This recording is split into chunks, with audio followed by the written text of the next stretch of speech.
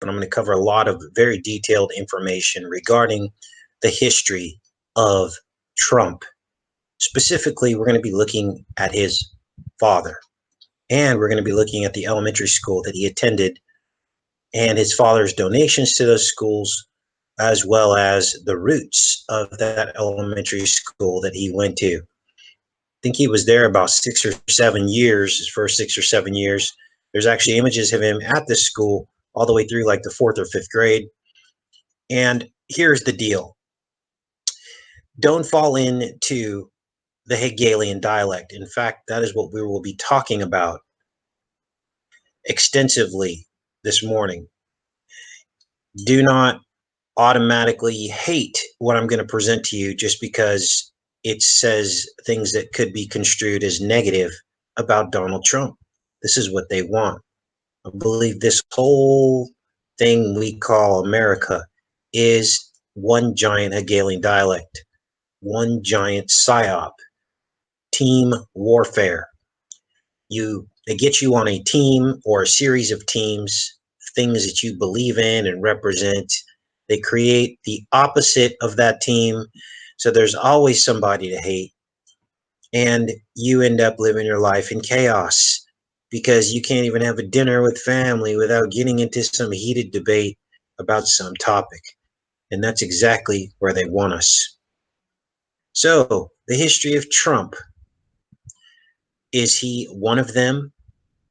That's the burning question, isn't it? I'm going to lay out some factual history that may help us all come to some conclusions. And always remember, before I get into this, throughout history, insane people always have been charitable and seem to care about people. And if the standard for defending Trump is, what he's done during his presidency or the good things he's done to help America, then if that's the standard, then Rockefeller and Soros should be giving gold medals. And always remember that. Some of these Hollywood stars, they adopt children, they donate to things. That doesn't change the fact that some of them worship Satan. And Trump, in his own words, admits the apple doesn't fall far from the tree. So we're going to look at Trump's father. And this is him. Now we're going to stick to the facts. I'm going to leave the emotion out of all this. I'm going to present to you the facts, okay? He immigrated from Bavaria, okay, where the Illuminati comes from. And this is where the same spot where he's from is where the Heinz family is from. His father immigrated, his father, not him, immigrated to New York in 1885 from a German village in Karlstadt. When you look up Karlstadt, this is where the Heinz family is from. John Heinz Kerry, okay? The trillionaires, the ancestral home of related to Heinz and Trump families. This is it here in Bavaria. Again, this is Trump's grandfather, not his father. Immigrated to the United States in the 1800s. So these are the roots of where all of this started. Now, that alone doesn't mean anything, right? This is 2 or 3 generations back. But I'm going to tie and weave a story that you are going to not believe that no one's covered this yet. Now, it says here that his name was incorrectly recorded on the passenger list. Now, here's what's interesting. If you look at this particular page, this Wikipedia page, they have removed the entire portion of the surname. This portion of the live broadcast, which is what you're looking at now, was basically muted out. So Wikipedia has updated Fred Trump's page to exclude the part about the last name being recorded as Drumpf instead of Trump. They have essentially erased history. Rick Peterson of the Boston Globe says that based on the Blair biography, that the family changed spelling from the ancestral Drumpf. And it's easy to believe that maybe this isn't true, but even the mainstream media was saying this years ago. Drumpf, remember the story of the boy in that book. This is unbelievable. And this happened during the 30 Years' War. Now let's keep going with this. So why is Donald Trump so loyal to Israel? Well, during the 1980s, his father, Fred Trump, became friends with the future Prime Minister of Israel, Benjamin Netanyahu, Israel ambassador to the United Nations in Manhattan. Now, the other common threads and themes that you're going to see me present this morning are going to be this link to New York and lower Manhattan. And you're going to see this going all the way back to the founding of the World Trade Center, we have to call it now. Now, this is crazy. So, his dad was friends with Benjamin Netanyahu. Okay? Find that. During the 1980s, Fred Trump became friends with the future Prime Minister of Israel, Benjamin Netanyahu. Now, there was a KKK arrest. Now, as you know, I don't buy into the left-right labels. This person's a bigot, that person's a bigot, based on their political affiliation. They're all bigots, you guys. They're all bigots. It's us against them. Now, this part of the live show was badly corrupted and interrupted, and so we're going to redo it here, in which there was a KKK arrest of Trump's father. And apparently he was charged for refusing to disperse from a parade when ordered to do so. He shared lawyers with the other men who were arrested, who were confirmed KKK. And they're saying that Trump was released after charges. This is his father. And that he was wearing the same clothes as the other men. They were all arrested wearing the same Klan attire. Now, Trump denies all this. He says my father was never arrested and he wasn't in KKK. You have to decide for yourself what that means. Now, he did get in trouble for war profiteering. He was using the war to actually make money off of these real estate investments. And this is where Trump got some of his money to start his wealth from his father. His father was the original real estate investor. So he got in trouble for that. They called it war profiteering. He also would not rent to blacks. They sent some undercover people in, and he would not rent to blacks. Civil Rights Division, U.S. Department of Justice filed civil rights suit against Trump Organization, charging with violating the Fair Housing Act. Now, this is really hard to do. Unless you just flat out don't rent to people a certain color, the Fair Housing Act, you're not going to, this isn't something that everybody gets charged with, okay? This is basically neighborhood building is what this is. These are the facts. When you exclude certain people from certain neighborhoods, you're building a neighborhood that is exclusive. And then what they do is they move everybody else, move all the black people into another neighborhood. You see how that works? And this actually helped keep everybody segregated. Okay? It says here, the suits arose after complaints to New York City Commission on Human Rights and the Urban League led the league and other groups to send black and white testers to apply for apartments. So it was like undercover sting in Trump-owned complexes, which led them to conclude that whites got apartments in the buildings of their interest, while blacks generally did not. Both advocacy organizations then raised the issue with the Justice Department. So, and we're going to get into more about why this may have happened. Now, here's where the plot thickens, because this segregation mentality that Trump's father exhibited falls right in line with this Marxist school system called the Q school systems, K-E-W, not Q the letter, but this opens up a whole new dynamic about what Q might really mean. And these Q schools, Trump's father donated an entire wing to the very grammar school that Trump attended. He was a firm believer in these Q schools, and we'll get into that later in the show. And Trump donated to the school where his son and all of his kids went. who was basically, this school was an elite school and a brainchild for the Hegelian dialect.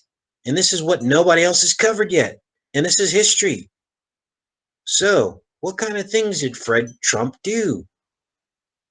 Well, they donated a lot in support of the Jewish community. They did a lot of good stuff, but this is part of it, okay? This is what these people believe, that they have to balance the good with the bad that they do. Made charitable contributions to the Long Island Jewish Hospital. Now, they lived in this area. Supported Jewish and Israeli causes and institutions, including a donation of land for the building of the Beach Haven Jewish Center in Flat. But now you know why Trump is so beholden to Zionism. Now you know why. Because his father was. Significant support for Israel bonds, debt securities that traded a risk-adjusted spread to U.S. Treasury bonds. So basically, he invested in Israel. Fred Trump also provided support to the school his children attended, the Q4 school, where he served on the board of directors. So he served on the board of directors at this Marxist school, which we're going to get into detail about that. And he donated money to them so they could build a wing. He died 88 days after the 88th day of the year. That's when his father died, on June 25th, the same day that Michael Jackson died. Not the same year, but the same day. And his wife died at 88 years old. Now, let's keep going with this, because there's much more to this. This is crazy, you guys. So, Donald Trump attended this Q Forest Elementary School, which is a Skull and Bones John Dewey School. Now, I'm going to show you what this school is all about in very high detail, okay? Q Forest opened in 1918 as American from scholastic rigor and toward child-centered approach advocated by psychologists John Dewey and G. Stanley Hall, and I'm going to show you how these two are linked to Skull and Bones and the Illuminati. Dewey and Hall believed that teachers should adjust the pace and content of their lessons to the students rather than simply demanding that they keep up. Here's a problem. I'm going to show you what Dewey's really all about. They're sugarcoating it right here. Q Forest became a training center for the children of the elite. Q Forest became a training center for the children of the elite on the north shore of Queens County, where wedding announcements often noted which brides and grooms had been educated there. A member of the board, Fred Trump, had donated materials to construct a new wing for the school, which all of his children would attend, including Donald. Now, this is interesting because this just isn't just a school that his kids went to. He believed in them and invested in this school. At Q4's, Donald Trump was a bit of a terror. He once said that he gave a teacher a black eye because I didn't think he knew anything about music. According to Trump, he was then already the person he would always be. He's telling you. I don't think people change very much, Trump would tell me. When I look at myself in the first grade and I look at myself now, I'm basically the same. Temperament is not that different. His sister would describe him as extremely rebellious in his youth. A classmate recalled Donald as a boy who tested the rules and the teachers to their limits. He had an ornery disposition. Who was this John Dewey character? Well, we still have not been able to link him to Tom Dewey. Tom Dewey was the governor of New York. Remember, there's a strange connection with all this New York stuff. He's the governor of New York who established the World Trade Center to develop a World Trade Center corporation, they called it, in the official legislation, in the bill. You can look all this up. Everything I'm saying to you this morning, you can look up. None of this is made up or conjecture. You have to decide what it all means. And they're telling you, they're not hiding the truth. It's there. What it took to this minute in time for anybody to dig this deep, it took me about 10 hours to research all this, and there's much more. We're only about halfway through the show. Tom Dewey established the concept for the World Trade Center while he was governor of New York. I have not been able to establish a connection between John and Tom, though. They could be related, they could not be related. That's where I need your guys' help. I think True Stream Media would do a really good job of tracking that down. Someone needs to go to ancestry.com or something, figure it out. What we do know is that Governor Tom Dewey doubled spending on education, okay? Doubled it during his years as governor. And during the same years that John Dewey was ramping up his push for a progressive liberal education reform in New York. So Thomas Dewey, the governor, was approving doubling legislation spending, and John Dewey, I guess they called him a psychologist, was lapping up the money at this exact same time, in the exact same years. And these years in the 1940s was where Trump was born out of. One of the first experimental elite schools to mirror Dewey's educational philosophy. Dewey's whole philosophy was learn by doing. Now, I specifically remember this philosophy. Why? Because when I was at Cal Poly in San Luis Obispo, we had a learn by doing philosophy. It was actually Dewey's philosophy, the Marxist philosophy. I didn't know it at the time because I was in college, but basically our program in our graphic communication department was learn by doing. And therefore, we spent a lot of time in these labs. This whole concept of a lab, what came out of this Dewey 1940s, 1930s, okay? The whole structure of our education system came out of this. And in fact, it found its foundations in the Skull and Bone Society at Yale. And that's what I'm going to show you next as well.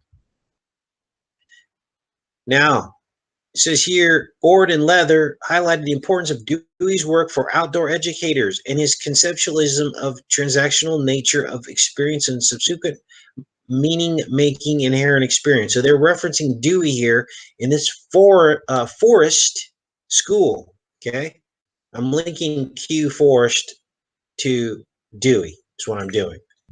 So who was Dewey and what was his educational philosophy? Well, he's credited with the title Father of Education, and he basically brought capitalism into the classroom and Marxism by controlling how teachers teach. And they implemented a learn by doing philosophy to prepare students for the workforce rather than for life. They had standardized testing, IQ tests. There was no free play. So they didn't want recess. They wanted learning to be part of everything, even recess. And he actually stated at one point that he thought blacks were socially inept. Dewey considered American non-white minorities to be biologically equal to whites, but socially deficient. This is the school Trump's dad invested in, and the school that Trump and all his brothers and sisters went to. He became the father of industrialized education. Basically, he was a Marxist. There's a lot of, if you type in John Dewey and you plug this in and do research on it, you're going to find a lot of like positive things being said about it. And of course there are, because that's what they want you to believe, right? The problem is that is not the case. And I have a book that I'm going to reference, and that's what we're going to spend the rest of the show doing, is going through the link between Dewey, the Illuminati, and Skull and Bones, right out of a book written by a very brave man who exposed Skull and Bones, Yale, and how Yale has basically taken over the entire educational system. Dewey's principal achievement was perhaps his educational reform. He was the chief prophet of progressive education. After 20 years, that movement, learned by doing, had become a major factor in American education in the late 30s, and in 1941, the New York State Department of Education approved a 6-year experiment in schools embodying the Dewey philosophy. So how exactly do these secret societies control the world through education? And what makes this Dewey character so sinister? Well, I took highlights of Anthony Sutton's book on secret societies and how they control through education. And I'm going to share that with you now. Here's the book, How the Skull and Bones Order Controls Education by Anthony Sutton. New World Order, Illuminati, Freemasons. Now, this just isn't some guy writing a book. So this is Anthony Sutton. He's the one we're going to be looking at. His writings about these secret societies. He was born on Valentine's Day. Died at 77 years old. As far as I'm concerned, this guy sounds like a hero. He even called out Soviet technology, saying that none of it was new, that 90 to 95% came directly or indirectly from the United States and its allies. This guy was one of the first truthers. He was the one uncovering this war profiteering and sacrifice through wars, in which all of us are involved, are the little people, are the ones dying, and the people at the top are just moving pawns on a chessboard. In effect, the United States and the NATO countries have built the Soviet Union. Its industrial and its military capabilities. This massive construction job has taken 50 years, since the revolution in 1917. He also talks about North Korea, Hitler. I mean, this is crazy. I mean, this guy shoots right between the eyes, and he's correct. He exposed the skull and bones, and that's what we're going to read now. He used a combination of information on skull and bones, such as Yale yearbooks and previously unreleased documents sent to him by Charlotte Thompson, whose father was Skull and Bones member. That's what we're gonna review all this right now. We're blowing this out of the water. To speculate that they had played an important role coordinating the political and economical relationships underlying the historical events Sutton wrote of in his previous works. So we're going to look at that. So this is Sutton. I wanted to show you a little bit about the author, show you he's not just some nobody. I found the ebook online, and in the ebook, this is where he spoke out against war profiteering, which is what we've been involved with since the founding of the World Trade Center. Profiteering after World War II. They needed a new project, a new plan. He accused the U.S. of financing both sides of the wars, and he mentions John Dewey and G. Stanley Hall, who basically modeled the grade school that Trump went to, and his father invested heavily in, Q Forest. Memorandum number 1, it all began at Yale. Again, this is by Sutton. The first volume of this series introduced the order, presented 3 preliminary hypotheses with examples of the evidence to come. We also asserted that any group that wanted to control the future of American society had first to control education. Remember, Dewey was the father of education. We're going to get to him. He's mentioned in this book. The population of the future. This volume will outline the way in which education has been controlled by the order. They're talking about Skull and Bones. It all began at Yale. Even the official Yale history is aware of Yale's power and success. Yale controls education. This is unbelievable. This notable trio were all initiated into the order within a few years of each other. They immediately set off for Europe. All 3 went to study philosophy at the University of Berlin, where post-Hegelian philosophy had a monopoly. We'll get into exactly what Hegelian dialect actually is. This will be a good refresher. William Wundt, the founder of experimental psychology in Germany and the later source of the dozens of American PhDs, and Dewey was one of them, who came back from Leipzig, Germany, to start the modern American education movement. Now, Leipzig was under the control of Hitler during World War II, and just after World War II is where all this went down. Hegelian philosophical ferment. There were 2 groups of these Hegelians, the right and the left. They opposed each other, but they liked each other because that's what it's about. It's about creating a paradigm, a right and left paradigm, to keep all of us confused. When I tell you guys voting is a lie, I mean it. I'm not just saying that because it sounds good. When you pick a team, when you pick Trump or you pick somebody else and you buy into that lie, you're playing right into their hands. Both groups use Hegelian theory of the state as a start point, i.e., the state is superior to the individual. Prussian militarism, Nazism, Marxism have the same philosophic roots. And in fact, as I just demonstrated to you, the roots came out of Germany. Let's keep going with this. Now I'm going to link this book, this ebook, in the description when the show's over, so you guys can read this for yourself. Or use public funds for its own objectives. What it's referencing here is how the order got state money and federal money to start the schools. Yale was actually founded by this state money. Then they used that to control the school. The order's control over all Yale was evident by the 1870s. They've obtained control of Yale. Its business is performed by them.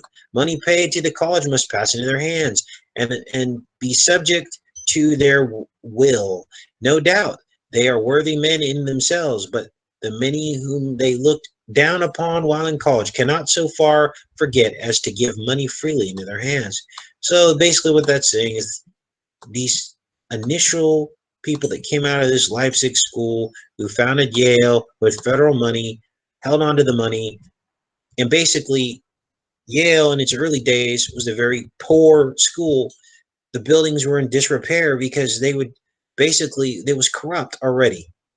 The society was never as obnoxious to the college as it is today. And it is just this ill feeling that shuts the pockets of non-members. Never before has it shown such arrogance and self-fancied superiority. It grasps the college press and endeavors to rule in all. It does not deign to show its credentials, but clutches at power with the silence of conscience guilt. Prime purpose is not to teach subject matter, but to condition children to live as socially integrated citizen units in an organic society, a real-life enactment of the Hegelian absolute state. In this state, the individual finds freedom only in obedience to the state. Consequently, the function of education is to prepare the individual citizen unit for smooth entry into the organic whole.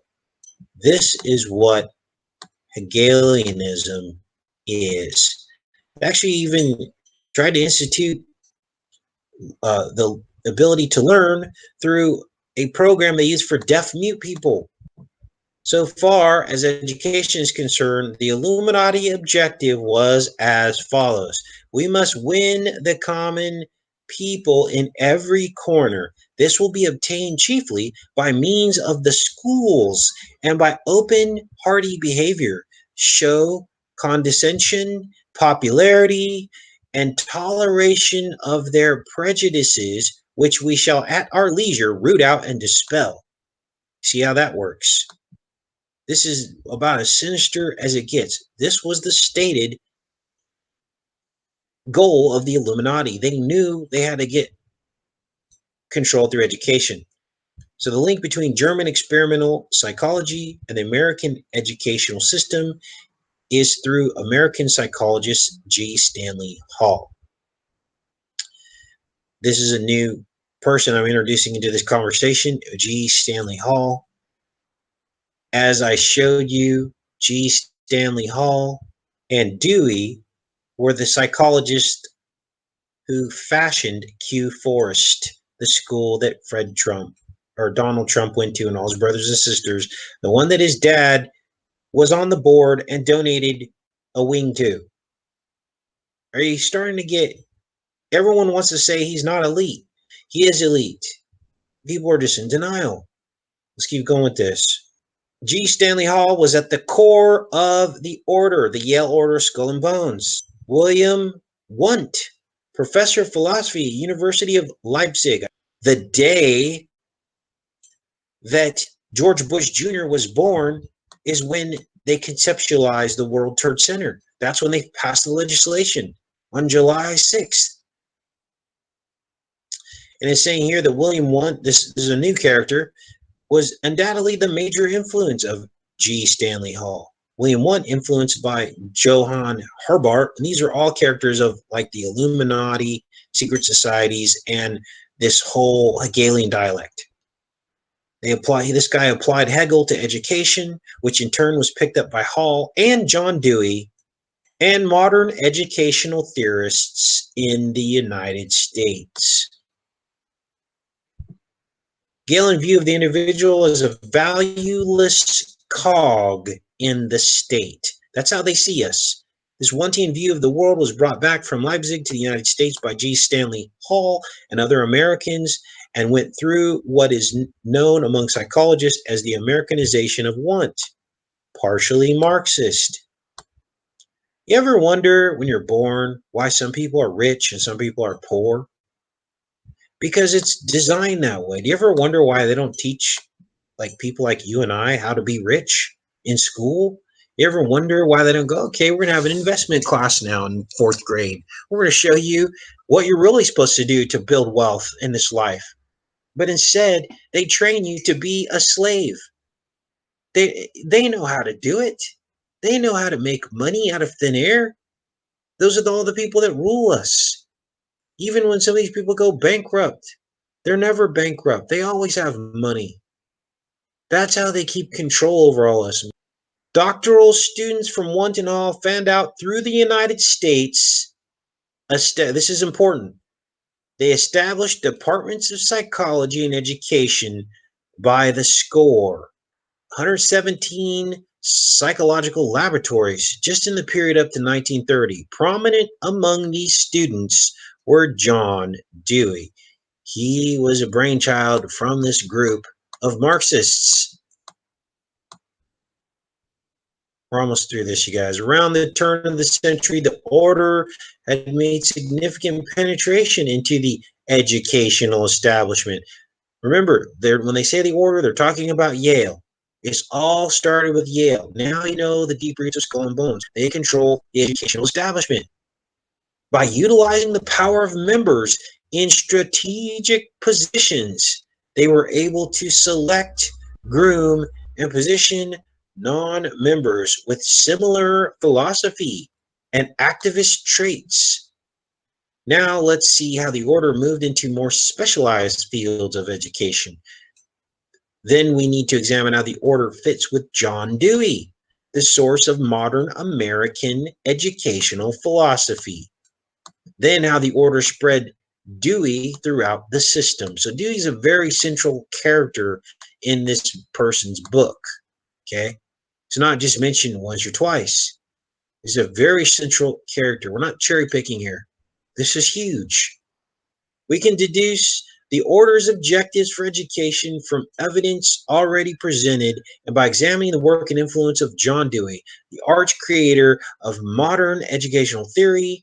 How do we do this? We first need to examine Dewey's relationship with the order, then compare Dewey's philosophy with Hegelian dialect, and with the philosophy and objectives of modern educational practice. These educational objectives have not, by and large, been brought about by governmental action. In fact, if the present state of education had been brought about by legislation, it would have been challenged on the grounds of unconstitutionality. And they pour all these funds into the education system to try and shape it. The implementation we'll describe in a future volume how the order controls foundations.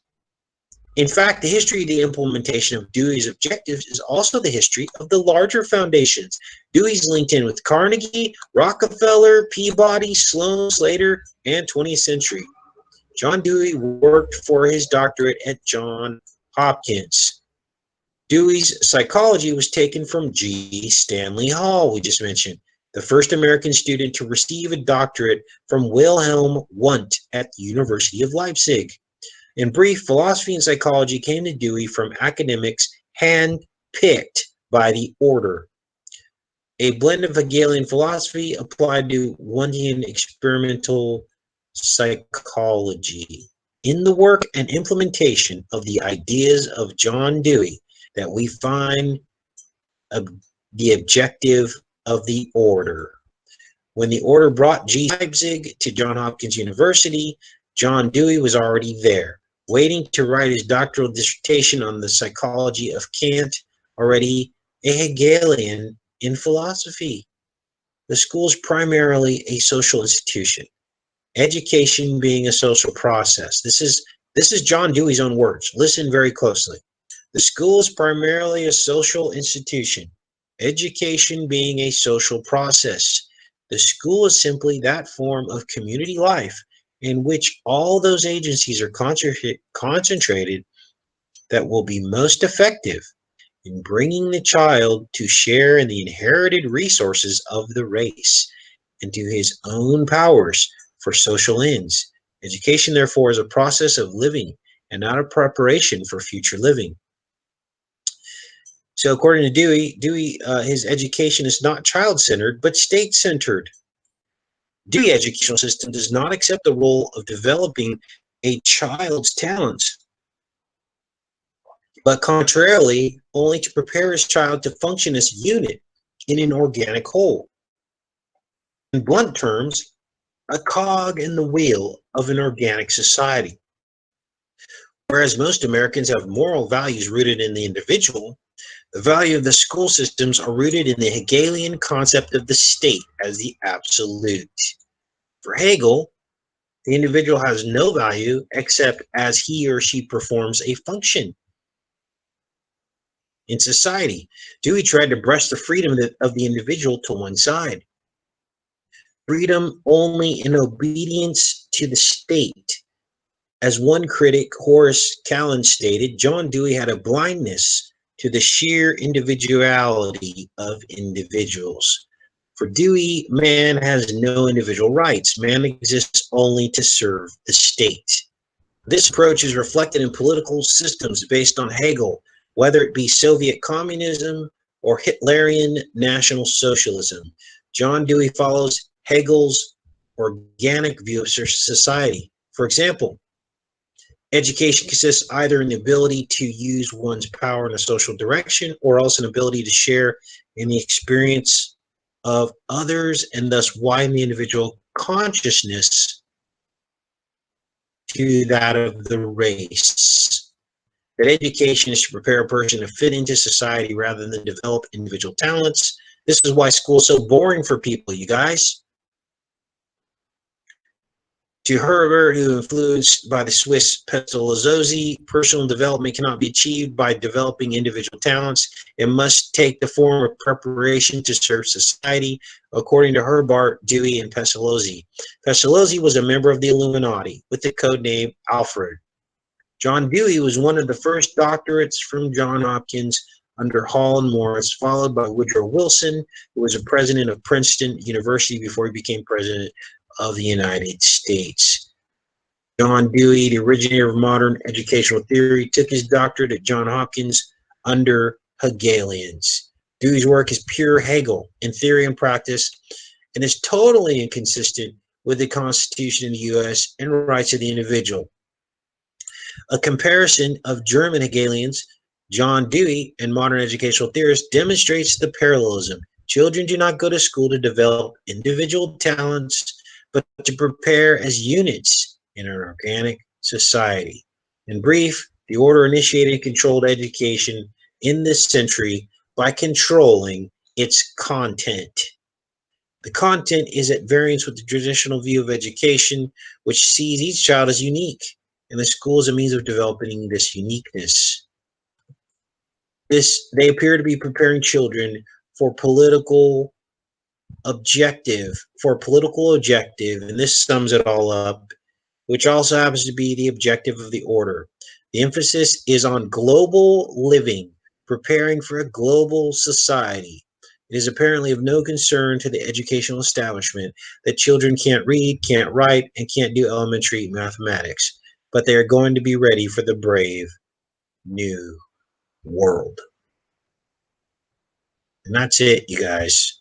Those are the highlights of what I found. So you got to ask yourself, what can we do about it? Well, what you do is you don't participate in it. You don't vote. Voting is a scam. It's a waste of time. And inadvertently, you give your permission. When you write your name on a card and you put it in a ballot box and you vote for somebody, the lesser of two evils, you're giving that lesser of two evils your spiritual permission to continue lying to us. And believe it or not, some people are like, oh, if we didn't vote, then Hillary would have been president. No, that's a lie. They already know who they're going to make president. All they're trying to do is convince all of us that it's a legitimate election. That's what their job is. That's the purpose of the media, to make it look like a battle. Oh, it's, it's Rocky versus the Russian. And in the last round, Rocky pulls out a victory. They have to put, hype this whole thing up, create a bunch of drama. It's what they're good at. This is why Trump shoots his mouth off and says stupid stuff. He does it on purpose to rile everybody up, to keep this right-left paradigm going, as I just demonstrated to you. Okay? They were brought up in this to learn this. That's why his dad invested all this money into this school. He's probably friends with Dewey. They were around the same time. We can't find historical records of that, but I bet you if I dug deep enough, went onto like microfiche and libraries, I could find it. You know what I was looking for? I was actually looking for the bill, the actual World Trade Center bill, because they called it a corporation in the bill. You can find people referencing it, but I can't find the actual bill. I would like to read that bill and find out what these plans were that they had for this thing, and why did it get approved on the very day that George Bush Jr. was born, in the same year. And George Bush Sr. was 22 years old when this went down. Yale, of course. And this was the first year at Yale, as a matter of fact, when he was 22. He just got out of the military. I'm talking about George Bush Sr. now. And guess what? If you're a little lost about everything I'm talking about, I have a 2-part series called A Secret of War. You need to watch both of those parts, and all of this will make sense about the original board of directors who established the concept of a World Trade Center in New York. Okay? They were the ones that established the concept. This guy was on the board, David Schultz. And everybody else that was on the board was either military. That's weird. Why would you put military on a board for World Trade? It doesn't make any sense. There was a guy from RCA. There was another guy from Chase Bank. There was a couple of Jewish people. Oh, Trump's not an inside man. He's different. He's an independent. He made his money independently. He never got involved in politics. All these people are involved in politics. They're not going to let you just march up to the presidency. It's all a Hegelian dialect. And people buy this stuff. So here's the school that he went to. And it costs like almost 30 grand a year to go there. Okay, it's an elite school. It's not just private school, it's an elite school. That's why Trump went there. Hugh Forrest. So this is the early indoctrination.